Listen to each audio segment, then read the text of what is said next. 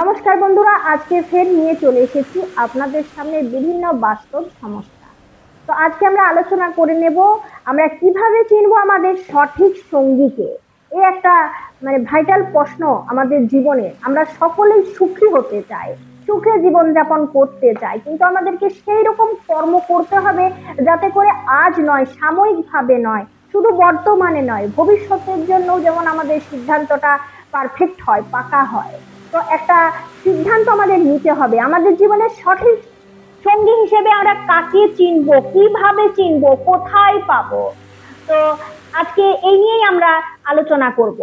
আমরা সকলেই চাই জীবনের সঠিক সঙ্গী পেতে, যে আমাদের সুখে দুঃখে পাশে দাঁড়াবে। শুধু ভালোবাসা নয়, সঙ্গী মানে হলো আস্থা, সহযোগিতা আর একই স্বপ্নে পথ হাঁটা। জীবনের সঠিক সঙ্গীকে নির্ধারণ করতে হলে শুধু সাময়িক আবেগ এবং বাহ্যিক সৌন্দর্যের উপর নির্ভর করা চলবে না। আমরা যদি এই দুটো বিষয়ের উপর নির্ভর করে সঠিক সঙ্গীকে নির্ধারণ করতে চাই, তাহলে আমাদের জীবনে ভুল হতে পারে এবং আমাদের আমরা পরে দুর্ভোগে ভুগতে পারি। তার জন্য আমাদেরকে একটু ভেবেচিন্তে এই বিষয়ে সিদ্ধান্ত নিতে হবে। কিভাবে বুঝবেন যে আপনার জন্য কে সঠিক? এক নজরে কয়েকটা প্রশ্ন আমরা এক্ষুনি দেখে নেব। সে কি আপনাকে সম্মান করে? সে কি আপনাকে গুরুত্ব দেয়? কঠিন সময়ে আপনার পাশে থাকে? পরিবারকে সম্মান করে? আর সব থেকে বড় কথা, সে কি আপনাকে নিজের মতো করে সুখী থাকতে সাহায্য করে? এই কয়েকটা পয়েন্ট ফলো করুন। যদি এগুলো ঠিকঠাক থাকে, এই প্রত্যেকটা প্রশ্নের উত্তর হ্যাঁ হয়, তাহলে জানবেন সে আপনার জন্য পারফেক্ট, সব দিনের জন্য পারফেক্ট। আসুন এ নিয়ে আমরা একটু বিস্তারিত আলোচনা করি পয়েন্ট ভিত্তিক। মনে রাখবেন, সঠিক সঙ্গী খুঁজে পাওয়া আর কোথায় পাবো এটা মেন ব্যাপার নয়। মেন ব্যাপার এটাই যে কাকে বেছে নিবেন আপনার নিজের জন্য। তাই ধৈর্য ধরুন, মানুষকে বোঝার চেষ্টা করুন, দেখবেন আস্তে আস্তে আপনি আপনার জন্য পারফেক্ট সঙ্গী খুঁজে পেয়ে গেছেন। প্রথমে যে পয়েন্টটা নিয়ে আমরা আলোচনা করব সেটা হচ্ছে মূল্যবোধ ও নীতি। দুজন মানুষের মধ্যে আদর্শ যদি না মিলে, তাহলে কিন্তু সব সময় ছোটখাটো নিয়ে বিরোধ বানতেই থাকবে, ঝগড়া ও শান্তি হতেই থাকবে। তার জন্য আমরা একটা ছোট্ট উদাহরণ দিচ্ছি। একজন যদি সততা পছন্দ করে আর অন্যজন যদি সবসময় মিথ্যাকে আশ্রয় দেয়, তাহলে দুজনের মধ্যে বিরোধ বাঁধবে, সমস্যা হবে। তার জন্য মূল্যবোধ ও নীতিটা ঠিক হওয়া দরকার। জীবনের প্রতিটা ক্ষেত্রেই জীবন সঙ্গীর ইতিবাচক মনোভাব থাকা দরকার। সব সময় না হলেও মানুষ যখন নিজে খুব বেশি হতাশ হয়ে যায় কিংবা নিজেকে যখন একা মনে হয়, অন্তত এই সময় ইতিবাচক মনোভাবটা আমাদের খুব হেল্প করে। সেকেন্ড পয়েন্ট আমরা আলোচনা করব স্বভাব ও ব্যবহার। আপনি যাকে সঙ্গী হিসেবে বেছে নিচ্ছেন পুরো জীবনের জন্য, লাইফ টাইমের জন্য, আপনাকে দেখতে হবে তার স্বভাব এবং ব্যবহার কেমন। আপনি হয়তো তার সঙ্গে কয়েক দিন মিশছেন কিংবা কয়েক ঘন্টা মিশছেন, আপনি বুঝতে পারবেন না তার ব্যবহার এবং স্বভাব কেমন। বিশেষ করে যখন সে রেগে যাবে কিংবা সে যখন কঠিন পরিস্থিতিতে পড়বে, জটিল কোনো সমস্যায় পড়বে, তখন দেখবেন যে তার স্বভাব এবং পরিচয় কেমন। কারণ মানুষ যখন রেগে যায় কিংবা কঠিন সমস্যায় পড়ে, তখন তার আসল স্বভাবের এবং ব্যবহারের পরিচয়টা মেলে। তাই আপনিও আপনার সঙ্গী যাকে করবেন, লক্ষ্য রাখুন তার স্বভাব ও ব্যবহার রাগের সময় কিংবা কঠিন পরিস্থিতির সময় কেমন থাকে। তার পরের পয়েন্ট হলো পরিবার এবং সামাজিক মূল্যবোধ। আমরা সবসময় একটা জায়গায় ভুল করে বসি। যখন নিজের সঙ্গী খুঁজতে যাই, তখন শুধু একটা ছোট্ট ব্যাপারকে লক্ষ্য করি, যে সে আমাকে ভালোবাসছে কিনা, সে আমার প্রতি গুরুত্ব দিচ্ছে কিনা, এগুলো সবসময় দেখি।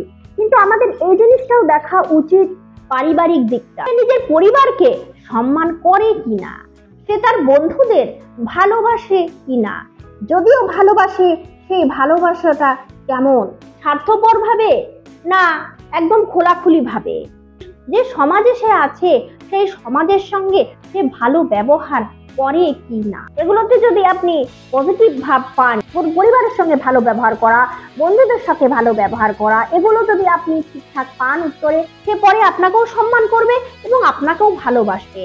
জানবেন সে আপনার সঠিক সঙ্গী হতে পারে।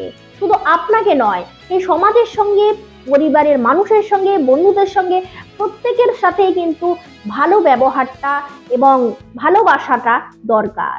এখানে যদি আমি প্রশ্ন করি যে কেমন মানুষ সঙ্গী হলে ভালো হয়, ভদ্র, সহনশীল এবং ইতিবাচক মনোভাব সম্পন্ন মানুষই জীবন সঙ্গী ভালো হয় বলে জেনে রাখবে।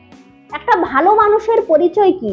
তার স্বভাব, তার ব্যবহার, তার কথাবার্তা, তার সহনশীলতা, সহানুভূতিশীলতা, ভালো মানসিকতা, এগুলো একটা ভালো মানুষের লক্ষণ।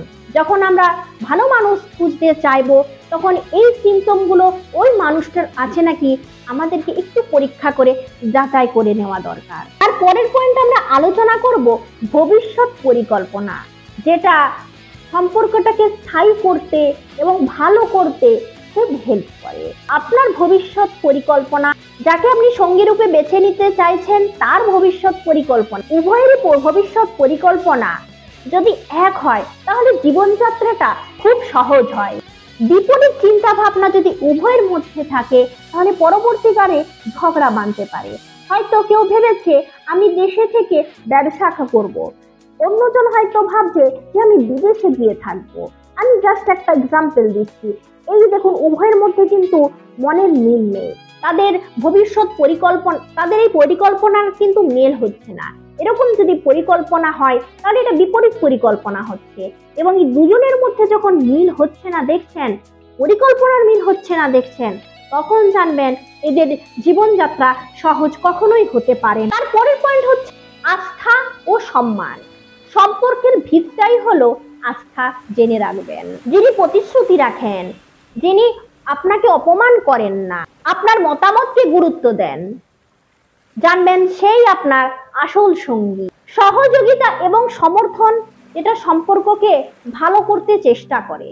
যেমন দেখুন, জীবনে সুখ দুঃখ দুটোই আসবে, কিন্তু সে আপনার পাশে কতটা আছে, সে আপনাকে কতটা সমর্থন করছে এবং নিজের ইতিবাচক মনোভাবটা আপনাকে দিচ্ছে কেমন ভাবে, কতটা দিচ্ছে, এটাও দেখার আছে।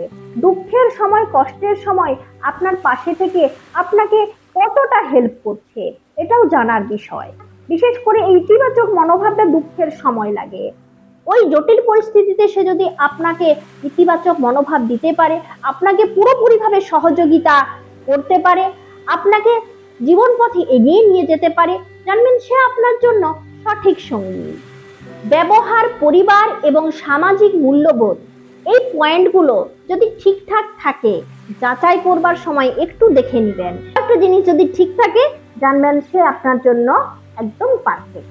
অপরদিকে যদি আমরা আলোচনা করতে যাই, মানে এই জীবনের সঠিক সঙ্গী চুজ করতে গিয়ে যদি পয়েন্টগুলো গোলমাল হয়ে যায়, ধরুন বিপরীত দিকগুলো, সামাজিক মূল্যবোধ নেই, আচার আচরণ আপনার সাথে হয়তো ভালো করে কিন্তু অন্যদের সাথে সেরকমটা নয়, আপনাকে গুরুত্ব দিচ্ছে কিন্তু অন্যকে অতটা গুরুত্ব দিচ্ছে না, শুধু আপনাকেই চাইছে, পরিবারের অন্য কাউকে চাইছে না, এতে আনন্দের কোনো ব্যাপার নেই, জানবেন সে মানুষটা আপনার সঙ্গেও একদিন না একদিন ওইরূপ আচরণ করবে পরিবারের সঙ্গে ঠিক যেমনটা করছে।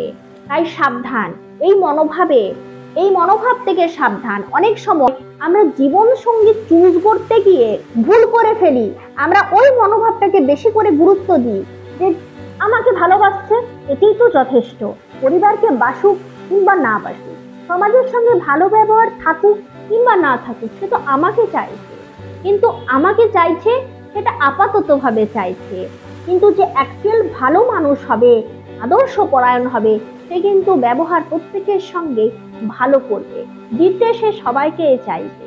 তাই এই মনোভাব থেকে সাবধান, আগের থেকেই সাবধান হন, না হলে ভুলভাবে যদি আমরা জীবন সঙ্গী চুজ করি, আমাদের সারা জীবনটাই কিন্তু নষ্ট হয়ে যাবে।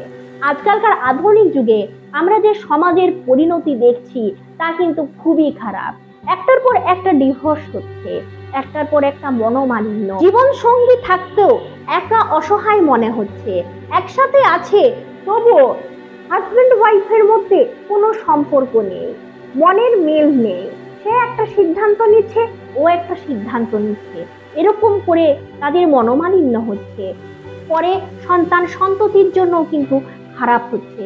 তাই আমাদের প্রথমে ফার্স্টে আগে জীবন সঙ্গী চুজ করবার জন্য এই 6-7টা যে পয়েন্ট বললাম এটাকে মাথায় নিতে হবে এবং এর ওপর নজরদারি করতে হবে। তাই যাকে তাকে বেছে নেওয়া, যাকে তাকে বিবাহ করে নেওয়া এবং এভাবে সংসার করা আমাদের জন্য ঠিক হবে না। এর জন্য নিজেকেও কিন্তু ঠিক হতে হবে। আপনার স্বভাব এবং ব্যবহার যদি ভালো হয়, আপনি যদি আদর্শ পরায়ণ হন, আপনার মধ্যে যদি ইতিবাচক মনোভাব থাকে, আপনার মধ্যে যদি সঠিক শিক্ষা থাকে, তাহলে আপনিও কিন্তু ঠিক ভালো মানুষটিকেই আকর্ষণ করবেন, যার মধ্যে কয়েকটা গুণাগুণ বর্তমান থাকে। কিন্তু আপনি যদি এর উল্টোটা হন, আদর্শপরায়ণ না হন, আপনার মধ্যে শুধু নেগেটিভ ভাব থাকে, কোনো ইতিবাচক মনোভাব না থাকে, আপনি শুধু চান আপনার নিজের টুকু, অন্যের টুকু না হলেও হবে, এরকম যদি আপনি নিজে হন, তাহলে আপনিও কিন্তু এইরকম মানুষকেই আকর্ষণ করবেন, আপনার সেই সব মানুষকেই ভালো লাগবে। তখন পরে হয়তো আমাদেরকে ঠকতে হতে পারে। ভুল সঙ্গী চুজ করবার জন্য এইভাবে অনেক জীবনে অশান্তি আসছে, দাম্পত্য জীবনে সুখ পাওয়া যাচ্ছে না, এর ফলে আধুনিক যুগের পরিস্থিতি খুব খারাপ। তাই আমাদের প্রথমেই আগে ঠিক করে নিতে হবে কাকে জীবন সঙ্গী খুঁজবো। এই জীবন সঙ্গী কোথায় পাবো? দেখুন, এই জীবন সঙ্গী খুঁজতে কোথায় পাবো এই প্রশ্নটা এখনকার দিনে আর করতে হয় না। ধরুন কোনো জায়গায় পারিবারিক অনুষ্ঠান হচ্ছে, সেই জায়গাতে আমরা খুঁজতেই পারি জীবন সঙ্গী। অনেক ছেলেমেয়েরা আছে তারা কলেজ লাইফে কলেজে গিয়েই তাদের জীবন সঙ্গীকে খুঁজে নেয়, কিন্তু কলেজ হচ্ছে একটা শিক্ষা প্রতিষ্ঠান, এই জন্য কলেজের নাম শুনলে গ্রামের মানুষরা আঁতকে ওঠে, এখানে গেলে ছেলে মেয়েদের পড়াশোনা হয় না। এছাড়াও এখন রয়েছে অনলাইনের ব্যবস্থা, ফেসবুক, এই সব জায়গায় এসে মানুষ নিজের জীবন সঙ্গীকে সহজেই খুঁজে নেয়। তাই আজকালকার দিনে আর প্রশ্ন করতে হয় না যে ভালো জীবন সঙ্গী কোথায় পাবো, বরং প্রশ্ন এইখানে আমি আমার পারফেক্ট জীবন সঙ্গী হিসেবে কাকে বেছে নেব, কোথায় নয় কাকে বেছে নেব। আজকে তো আমি আপনাদের একটা খুব বড় বাস্তব সমস্যার সমাধান হিসেবে বেশ কয়েকটা কথা বললাম, কিন্তু আমি এই পুরো ভিডিওটা শেষ করবার আগে আপনাদের কাছে কেবলমাত্র একটি প্রশ্ন রাখবো, সেটি হচ্ছে অনেকগুলো তো আমরা অনেক পয়েন্ট নিয়ে তো আমরা আজকে আলোচনা করলাম, কিন্তু আপনার মতে কোন পয়েন্টটা সব থেকে বেশি গুরুত্বপূর্ণ জীবন সঙ্গীকে বাছার জন্য, পারফেক্ট জীবন সঙ্গীকে বাছার জন্য? প্লিজ আমাকে কমেন্ট বক্সে কমেন্ট করবেন।